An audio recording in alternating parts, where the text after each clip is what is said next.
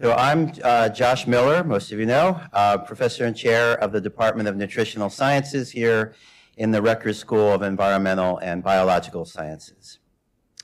In uncertain times, we tend to fall back on our rituals and traditions for comfort and collective encouragement. Today is my great pleasure to welcome you to one of our department's and schools' important traditions, the celebration of science that is the Beaudette Thompson Lectureship. The Lectureship, which is made possible by the generous support of the families of Willard C. Thompson and Fred R. Beaudette, was first presented in 1994. Today we welcome Dr. Nancy Krebs of the University of Colorado as our honored speaker. Before introducing Dr. Krebs, let me first thank Christina Duffy and the Department of Nutritional Sciences Seminar Committee, chaired by Harini Sampath, and members Malcolm Watford, Sue Shapsis, and Joe Dixon, for their efforts in organizing today's event.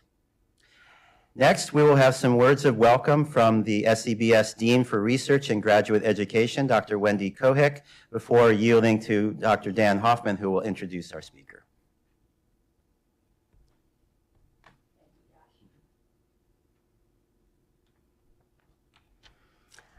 Hello, everyone, and welcome. It's my pleasure to welcome you here today to our annual Beaudette Thompson Lecture. I'm happy to report, as you know, it's a beautiful sunny afternoon here, and that's great, right? So every year, this lectureship provides us the opportunity to come together as a community and hear about an important and timely issue by a leader in the field of nutrition and health. Endowed lectureships also give us the opportunity to think about the significant contributions of the researchers who have come before us. And also, what's fun, especially for me always, is to learn a little bit more about the history of the school. So I'll tell you a little bit about Dr. Willard Thompson. I'm hoping all you nutritional sciences folks, Thompson rings a bell, since Thompson Hall is named after him. So Dr. Willard Thompson came to Rutgers College of Agriculture in 1913, and he became the head of the Department of Poultry Science in 1921.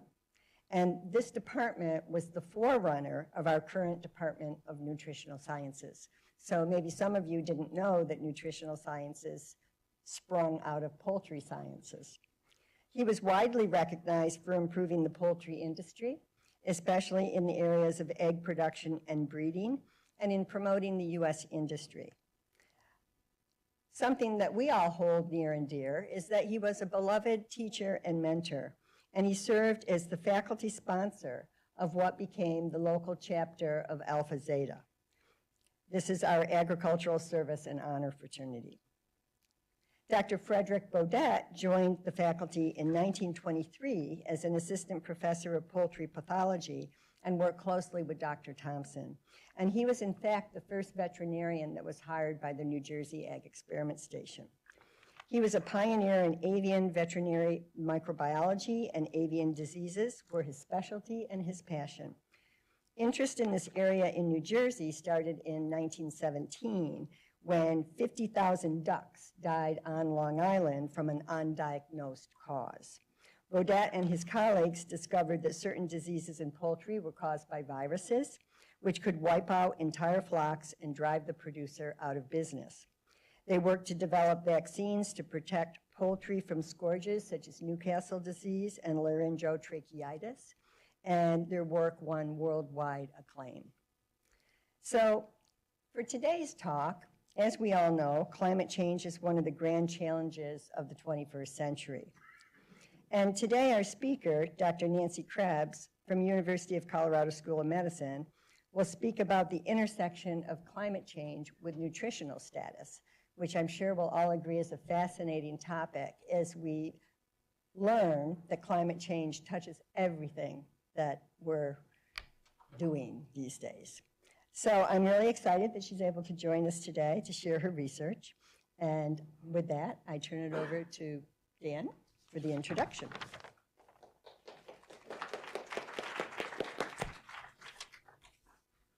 Okay. So come on up, Dan.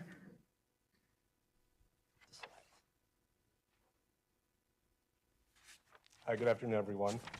I was given the large task of summarizing a very dense 77-page curriculum vitae for a reasonable introduction, and I think I've done a good job. But I encourage you to look up Nancy's CV because there are a lot of important details that I simply could not include today. But it's my pleasure and honor to introduce Dr. Nancy Krebs.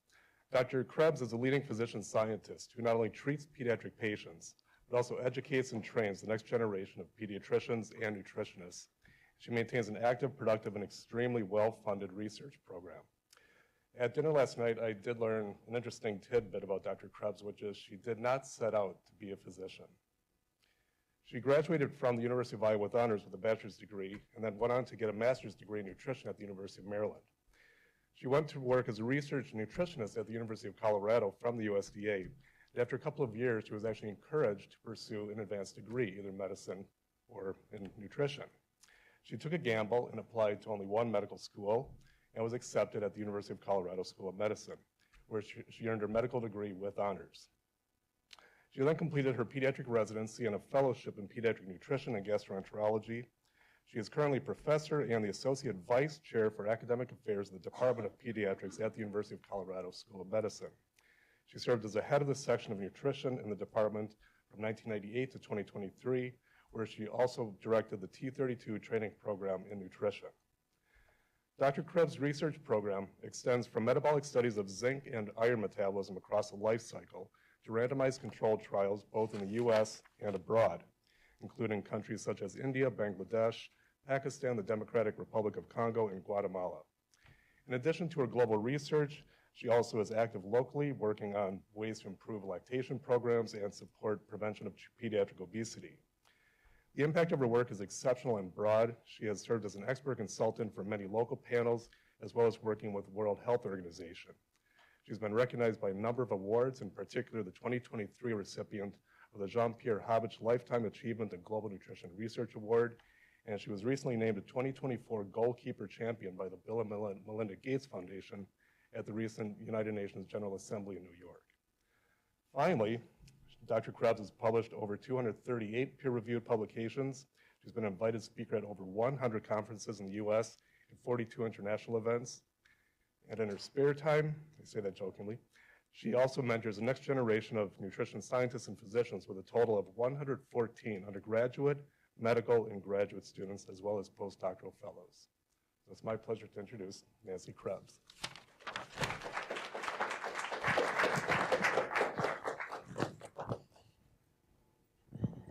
Thanks, Dan. And thank you, everyone. This has been really a lovely day, and I'm very honored to be invited for this lectureship. I looked at the list of names, and I'm very honored to be on that list of people who have given this lecture before.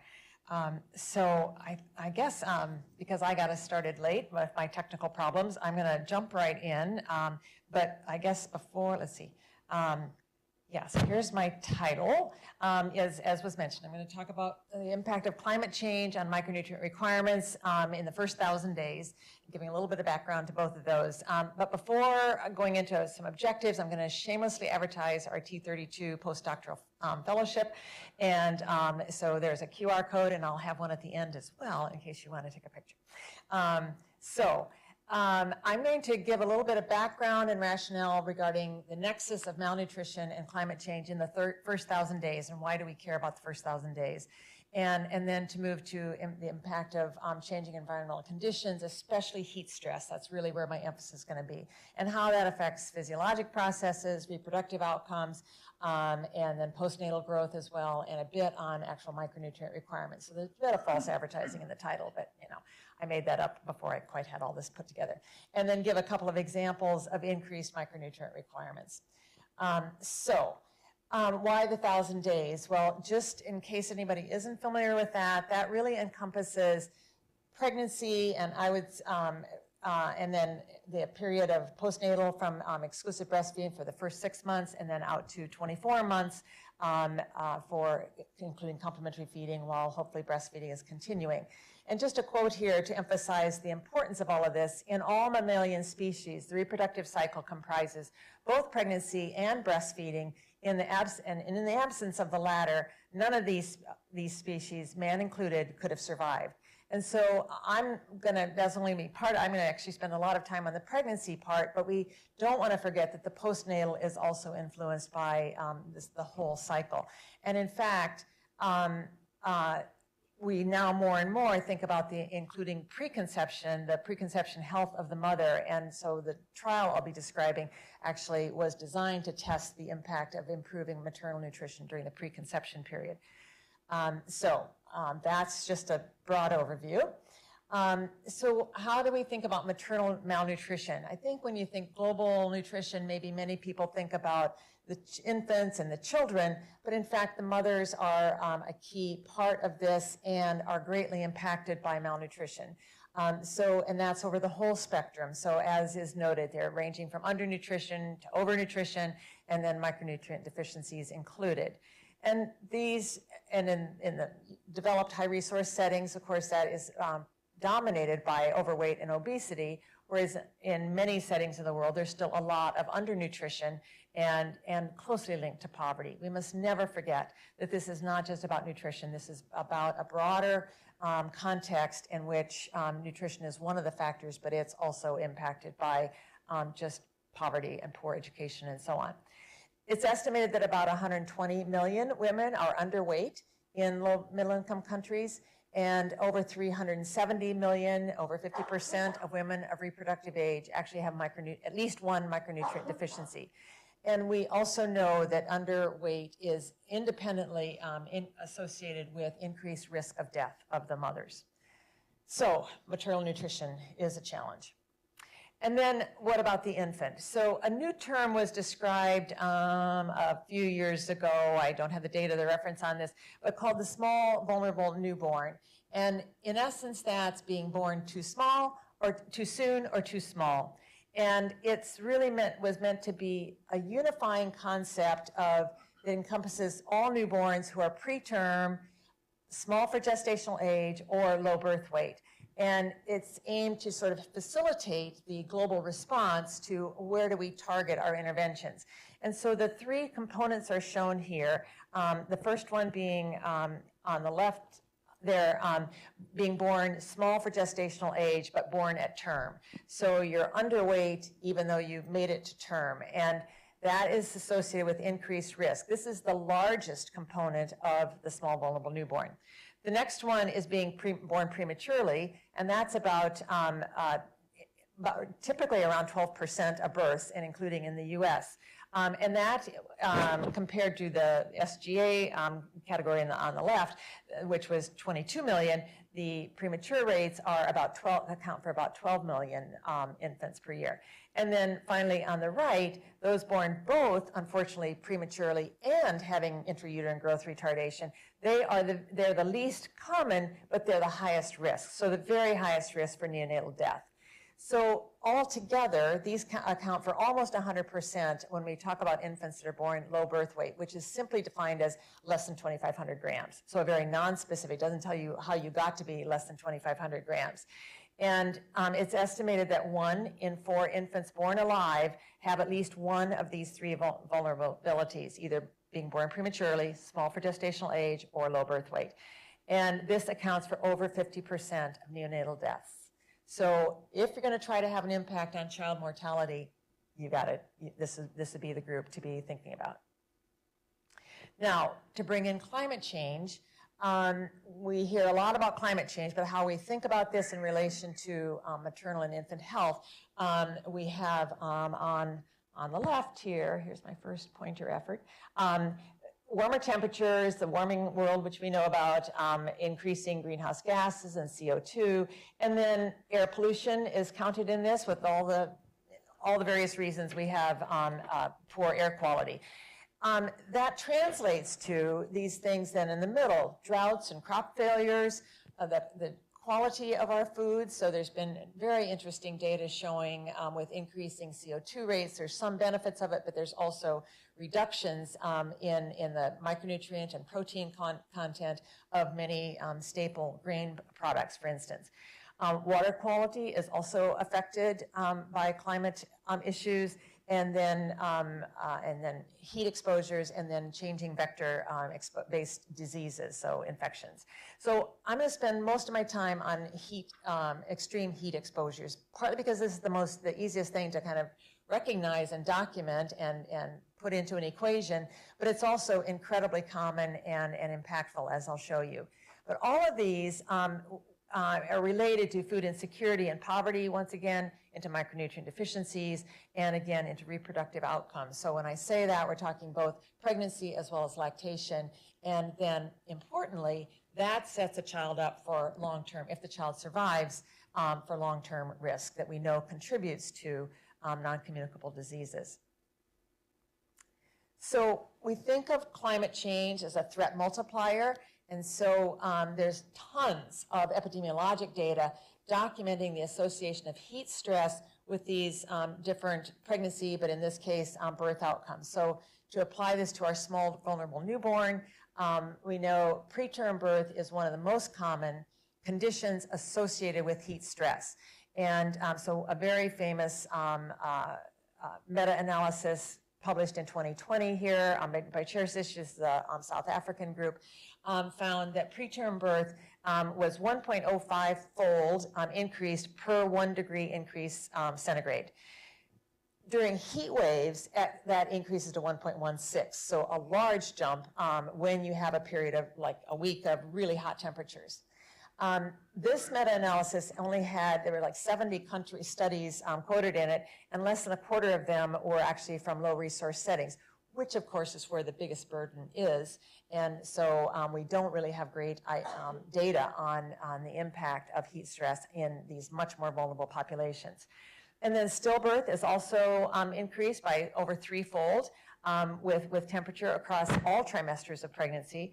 And again, about 1.05 increase with each degree of centigrade. And then birth weight itself has actually been a little bit puzzling and is kind of variable, but that probably reflects the quality of the data collection, not so much the fact that it almost certainly is impacted. So, but the associations between temperature and these adverse outcomes are largest, not surprisingly, in women in low socioeconomic status and at the age extreme, so both the youngest moms and the oldest. Now this map is on the left is from UNICEF and showing the climate index, which relates a composite that incorporates exposure and vulnerability to climate change, various factors incorporated into that. And what you can, of course, see is that in sub-Saharan Africa and South Asia are the darkest purple areas that are impacted. Again, these very vulnerable populations. You see some other clusters of the dark purple. But then on the right is a plot of stunting prevalence by country in 2022. And I think you can appreciate that there's a lot of overlap there. So the deep mauve, if you will, is where there's over 30% of the children under 5 are stunted. And stunting is a complex entity, but is often attributed to chronic malnutrition. And nutrition is certainly part of that. But basically, you can see, again, that there is overlap in terms of what we see for the climate index, climate risk, and stunting and malnutrition rates over here. So global warming, I think we're all very aware of. Things are just getting warmer around us, and it really continues unabated. So I checked last week, and it's, I think actually I heard between when I put this slide together and this week that it has now been declared that 2024 is going to be the hottest year on record. And this slide was made when they were still projecting that we had 2 months left in 2024. But we see that it's just this steady creep upwards. And I think when we think about health and climate change, we hear a lot about natural disasters, about the drivers of it, including agriculture and food systems. And we hear about the economic impacts and migration and social impact. We hear less about the impacts on health. And we hear even less about the impacts on nutrition. So since I've been interested in this work, there's clearly been more publication, but still more about the health aspects, little about the nutrition. And so I'm going to try to convince you today that nutrition is actually very much impacted by climate change, and as our diets are also impacting climate change itself as well. So how does that work? Well, this slide has the kind of physiologic pathways of human heat stress. And for those of you that do obesity, I'm sure you've all seen the pictures of the human body, and every organ system is impacted by obesity. That's what climate change reminds me of, because it's really multi-system impacts. But what's shown here in the lower left is when you first have increased ambient temperature, the body has a response. You vasodilate and you sweat, and you bring your circulation towards the surface. But eventually that may lead to dehydration, and then that impacts, the kidneys can only compensate so much, and then you get kidney impairment. And so the first kind of block here is skin, fluids, and kidneys. Then you move up, and the next one up above is to the GI tract, and we get increased GI permeability, injury to the enterocytes and intestinal inflammation, and then you get translocation of bacteria as well as inflammation into the systemic circulation, and then you get inflammation, and there it goes. And so that's what's shown up here. And also the key organs, your vital organs, get, with the circulation being diverted to the skin, then your essential organs, including the placenta, as I'll show you, also get then ischemic insults with that. And then finally, the kind of last stage is cardiovascular dysfunction. Again, if you're dehydrated or the heart is having to work harder, then eventually you have cardiorespiratory arrest. So in terms of pregnancy and malnutrition, the heat stress is impacted by, or impacts inflammation, oxidative stress, gut permeability and endotoxemia, and then reduced placental flow and altered immune function. So all of these, again, is vicious cycle and interrelationships. And again, you can insert nutrition at many of these points. So this slide is from a UNICEF publication, and I just love this very sobering quote, that for this young child, this is the coldest year of the rest of their lives, because it's not going to get colder, probably in their lifetime. And so we're going to look at the impact of heat stress on pregnancy outcomes, and we're going to do this through the insights from the Women First trial. So what was the Women First trial? Has anybody else heard of this? Any show of hands? A couple. This was, the formal name was the Preconception Maternal Nutrition Trial, known as Women First. And it was conducted in, Dan already said, the long awkward name of the DRC, the Democratic Republic of the Congo, so I'm just going to call it DRC, and then in Guatemala and India and Pakistan. And this was undertaken, started in 2014 and finished up data collection in about 2018 or so. So these are the participating sites, just the global map to just give you some sense of the scope of this. And, doing preconception studies, you have to enroll people that aren't pregnant, women that are not pregnant yet, and some portion of them are going to get pregnant, but a lot of them are not going to. So we screened over 12,000, we randomized 7,400, and then those that entered pregnancy were 2,450 women. And so we followed those 2,450 out to delivery. So this was the study design, and to just sum up the primary question here, we were interested in stunting, and we had done a lot or several postnatal interventions in young infants and in older infants, covering that whole postnatal period of the 1,000 days, and it had essentially zero impact. And so our minds were thinking, we have to go back further. And many studies actually had been done in pregnancy, but they started in typically 20 weeks or, certainly into the second trimester. So our question with this study was to specifically address, does timing matter? So if we get women in better nutritional status prior to getting pregnant versus if we do the same thing in like the second trimester, will it make a difference? And then we had a control group. So what's outlined here is that non-pregnant women were randomized either to arm 1, and where they started the nutrition intervention immediately, or into arm 2, where they got the same follow-up, but they didn't start the actual intervention until for essentially 12 weeks gestation. And then arm 3, again, the same follow-up, but they didn't get any intervention. They just got their standard of care, iron folic acid or whatever the usual care was in their setting. And then we did have the opportunity to follow the, and then the intervention stopped at birth, and then we did have the opportunity to follow the offspring out to 2 years, and I'll show you some of that data. The intervention itself was small quantity lipid nutrient-based supplements, which if you're not familiar with that, that's like the Plumpy Nut or NutriButter, those kind of lipid-based products, but this was fortified with 22 micronutrients, designed for pregnancy and lactation, and then if the women were underweight, which many of them were in many of the settings, they got a balanced energy protein supplement that didn't have additional micronutrients but gave them calories and protein.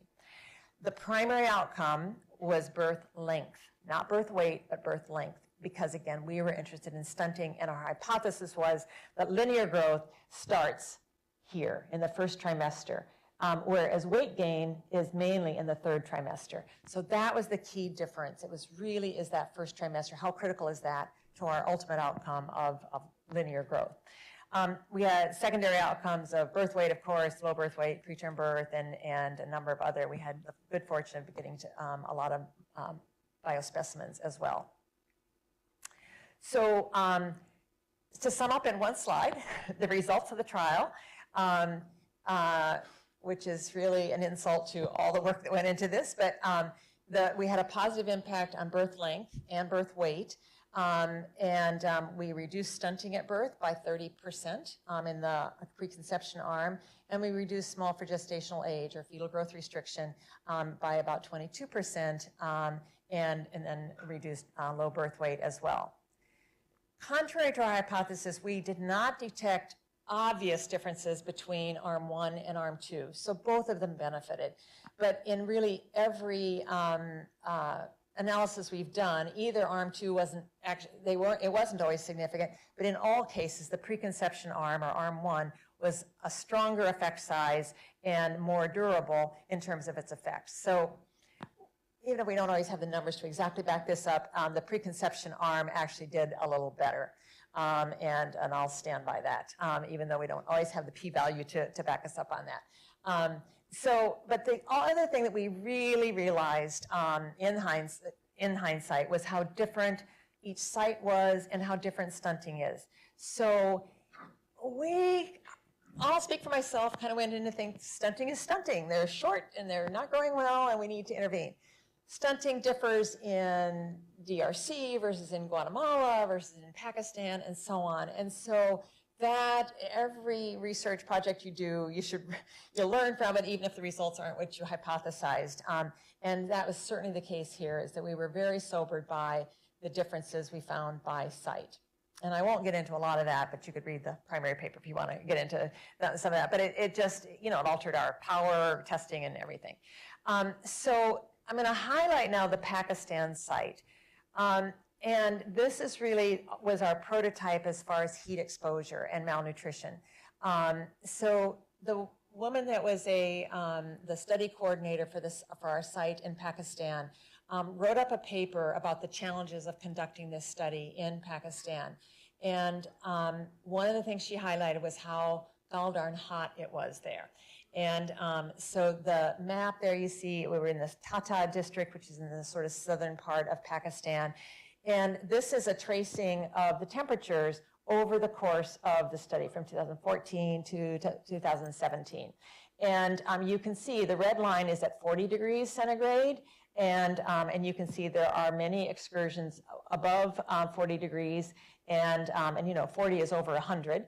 Degrees. So just to put a finer point on that, that first kind of peak is 113 degrees Fahrenheit, and the last one at the end where they almost reached 50 degrees centigrade was 120 degrees. So just think about that.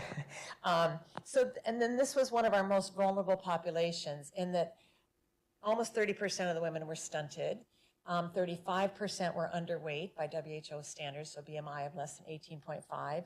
Over 70% were anemic, and 75% had zinc deficiency.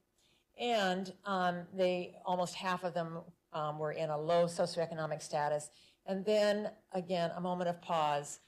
84% of the women had zero formal education. So maternal education is one of these things that comes up over and over as one of our most significant predictors. Forget our nutrition interventions, maternal education is profoundly important.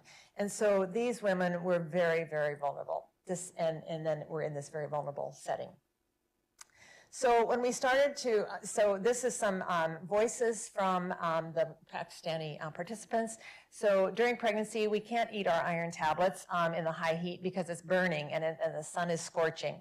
Another one said after we cook the food on the stove inside at an open fire during the summer, our appetite decreases due to the high heat and we fill our tummy with water to quench our thirst. But since we can't eat, we become weak and we get tired after working. And then the next slide is what they're doing for working. They're not sitting in their homes weaving, they're out in the fields, and you don't see a shade tree in sight, and they're lifting heavy bags and so on. So the pregnant and lactating women support the farmers in the fields, and after lifting their heavy weights during hot weather, the women feel thirsty. And they often will go and drink from small canals in the fields, and you can just kind of see those over here. But unfortunately, those canals are often contaminated with agricultural chemicals, pesticides. So a double whammy again. So this was the situation here, and we started to look at how can we get a handle on, is there an impact of the heat that they were experiencing on their pregnancy outcomes? So we started by just looking at season of birth and say, could we see a difference? So we divided divided a year into three, thirds, and see that there was indeed those infants that were born in November, February were lower, significantly lower in their length for age z-scores at birth. So within 48 hours of birth, they had their length measured, and they were significantly lower than the other two periods.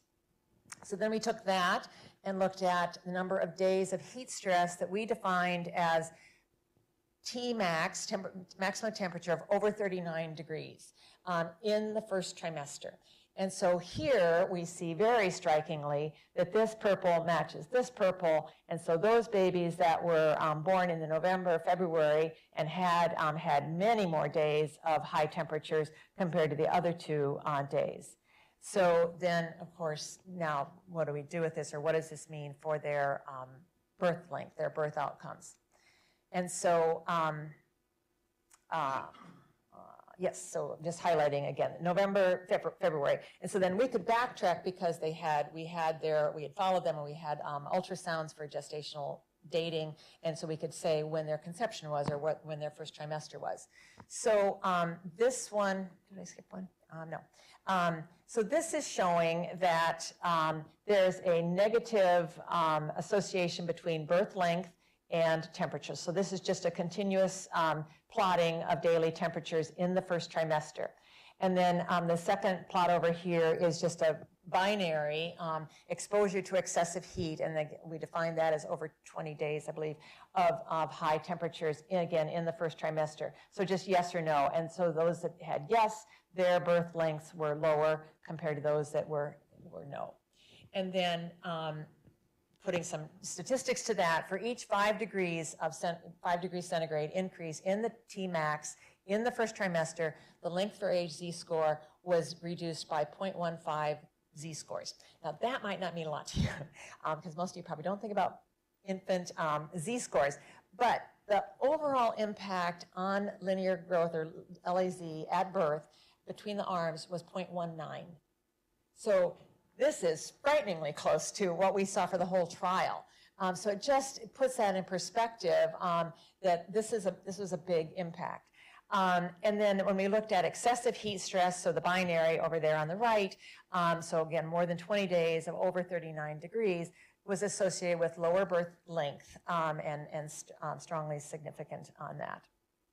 So so this is just a replot of this one I just showed you, but this is now just for the two control arms, so for the arms 2 and 3, so started it at 12 weeks or didn't start the intervention at all. And so again, you see the difference that we were just showing, so exposure, yes or no.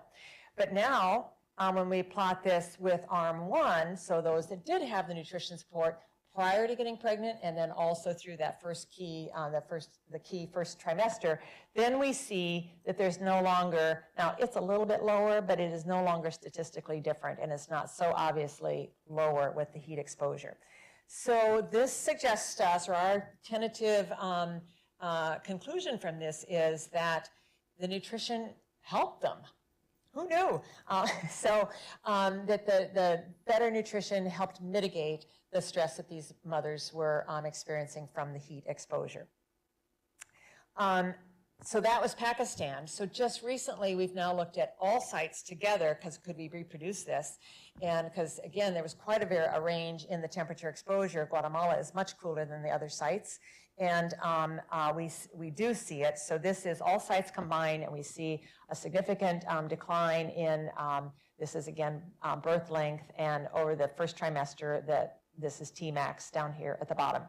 And then we again see the arm difference. So this is plotting, you can kind of see the three curves, and the red one is arm 1, and you can see its slope is much shallower than the arm 2 and arm 3 here that just go right down. So sort of supporting that now we can see this across a larger, this was over 2,000 women that we were able to detect this in. So that was our first big finding.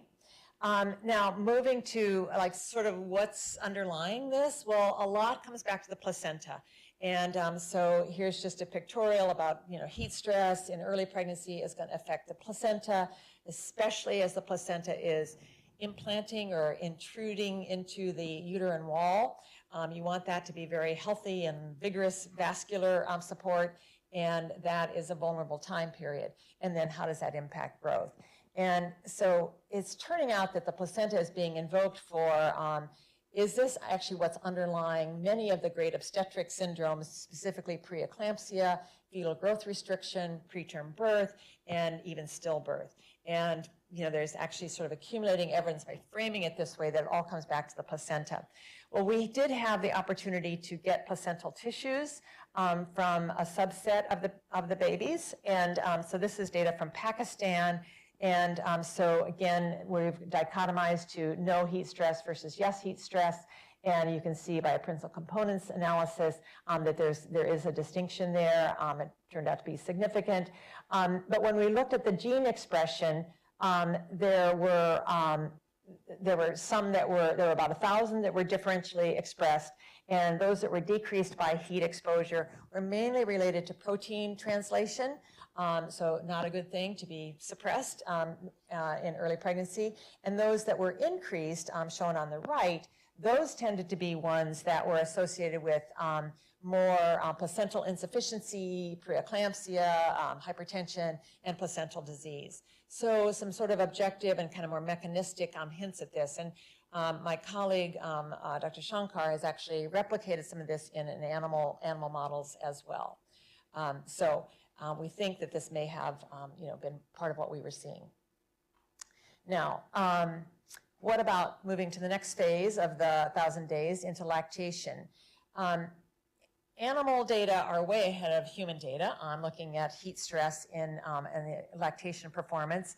There are many potential mechanisms for this, but heat is associated with increased cortisol and increased inflammation in the lactating animal. And also dehydration has impacts, and all of these can result in changes in the hormonal changes in the prolactin, which of course is critical for milk production, and in oxytocin for milk release. So those are two big hormones you don't want to be messing with in lactation, but indeed, if you do, then you frequently see reduced milk production and a change in milk composition. And again, this has been well known in animal models, but not so much documented in women.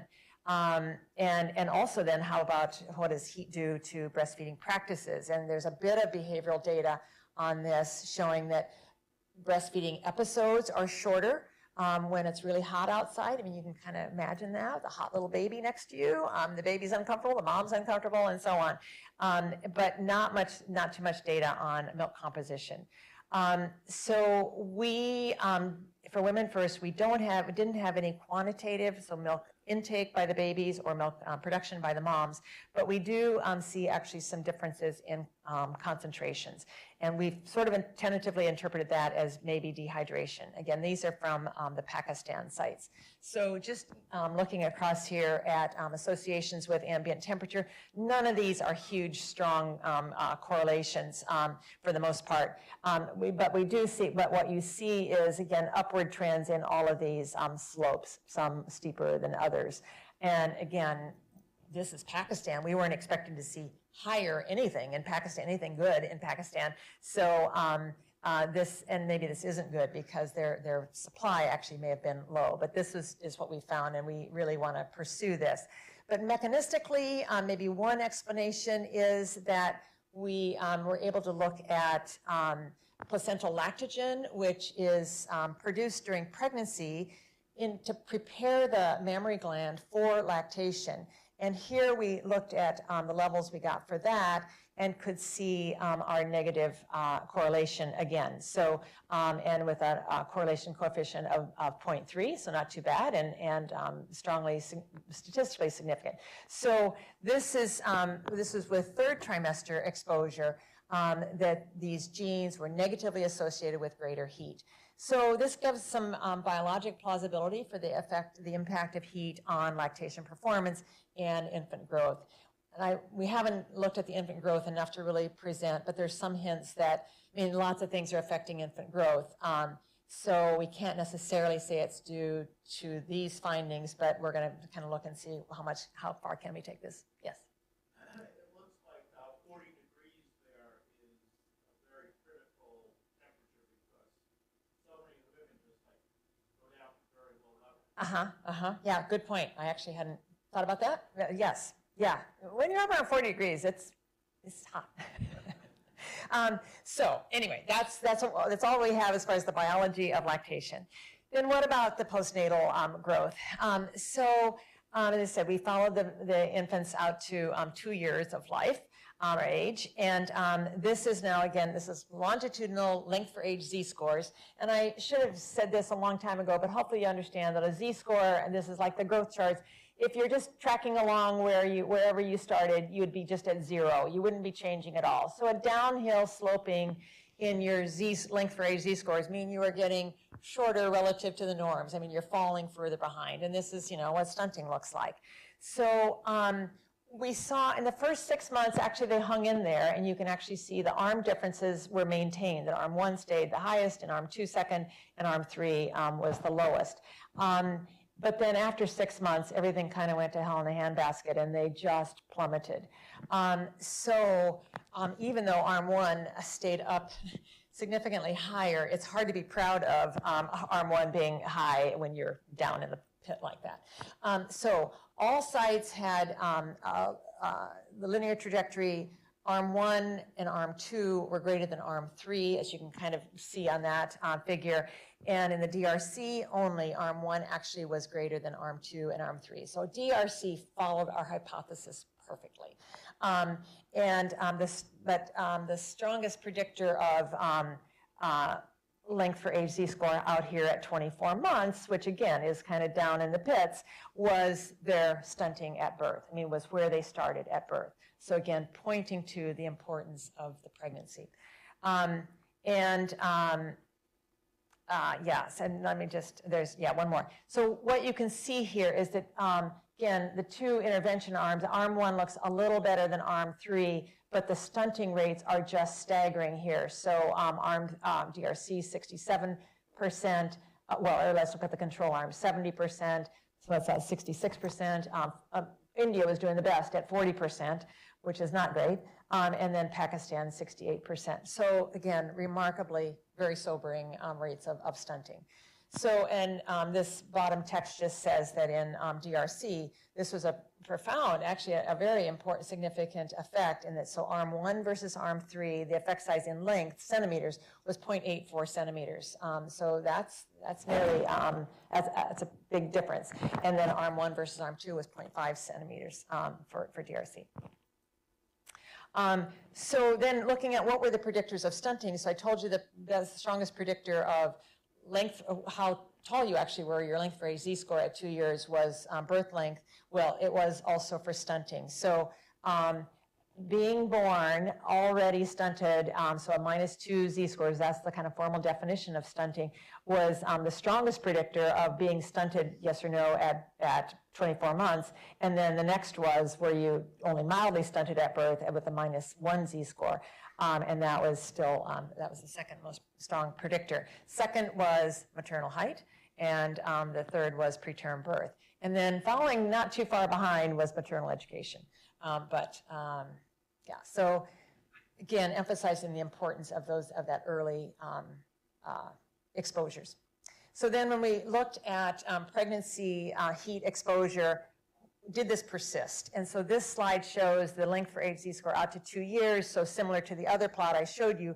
But here we've now looked at what's the effect of heat on this, and we see that only for the exposure in the first trimester was there a significant negative impact, and so the p-value, not real strong, but was significant, whereas the other exposure during the other 2 trimesters did not have an effect on long-term linear growth. So now, finally, a few words about micronutrients. And so I'm just going to briefly mention iron, zinc, and selenium, but really not much on selenium. I have no business talking about selenium. So anemia, as you all know, is a huge problem in women of reproductive age, and then, of course, during pregnancy, and especially in South Asia, where more than 50% of the women are anemic. It's a major contributor to the global disease burden. And the WHO goal was to reduce anemia by 50% by 2025. I just point out that's 6 weeks away. So we are not on track to make that.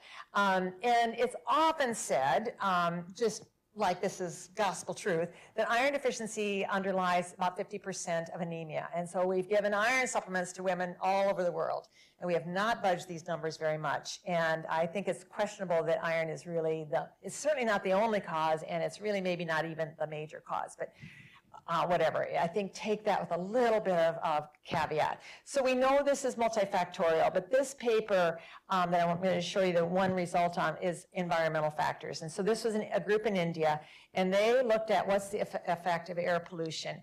And what they found was, and they looked at obesity and inflammation and iron intake and so on, and all of them had little impacts. But air pollution, so the PM25 is particulate matter 2.5, and here you see this, really strong correlation, and such that for every 10 microgram per meter squared increase in PM 2.5 was I had that. I think over 7% increase in their anemia. So in the prevalence of anemia.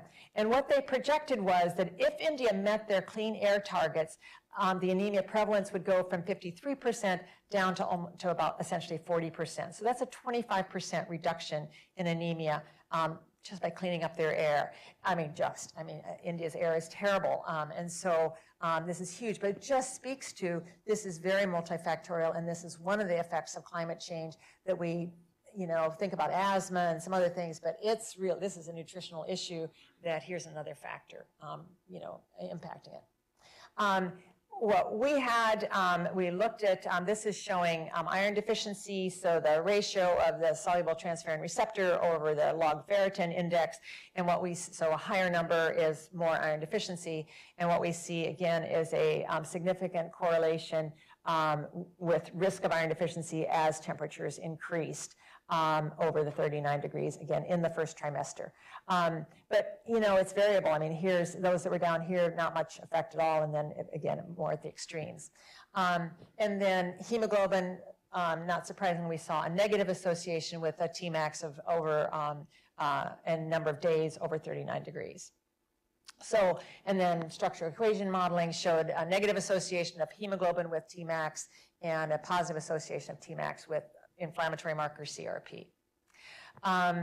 And then just very briefly, zinc status, it was terrible in these women, despite our intervention, and we don't have any association on heat exposure. And believe you me, we have tried, we have looked. But what we saw in the serum zinc was at 12 weeks, there was no arm effect, despite the arm 1 being on the supplement for essentially 7 months on average before we measured the at 12 weeks gestation, and arm 2 then was before they started the supplement. So that's what's so frustrating about zinc. It's like so hard to get an effect. They had 23 to 65% of the women had hypozincemia, correcting for their stage of lactation, and that's what's shown in the plot here. The dark circle is all of them combined, and then these are by country. And here, leading the pack is Pakistan. At the highest rates, they're the 65%. At 34 weeks, now at this point, arm 1 and arm 2 were actually significantly greater than arm 3, but again, we still had over a third to essentially 3/4 of the women had low zinc levels. And at this point, the low zinc level was associated with a lower birth length and also with a lower birth weight. So we cautiously concluded that it isn't just serum zinc levels, but actually a functional outcome, and they probably were zinc deficient. Why we didn't have more effect of the intervention, we don't know, but maybe some malabsorption, maybe the inflammation we weren't able to correct enough for, we don't know. The bigger surprise, or another big surprise, was that at 3 months postpartum, here in all sites, essentially 80 to 92% of the women had low zinc levels. And so, I mean, the woman at this stage of lactation is putting out over 2 milligrams a day in her milk. So that's a huge sink, if you will.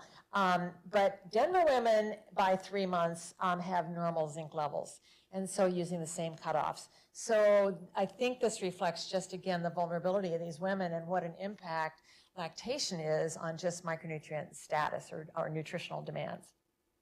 So in the interest of time, I'm going to move on from this and just come to sort of a little check sheet table. I was just at a trace mineral conference last week, and so I just made this up, that what are the potential impacts, how do we think about micronutrient status, and specifically here trace minerals, on requirements. And so in my mind, homeostasis is about intake and absorption and losses, and then what's the demand. And so you can have disruptions at any one of these points.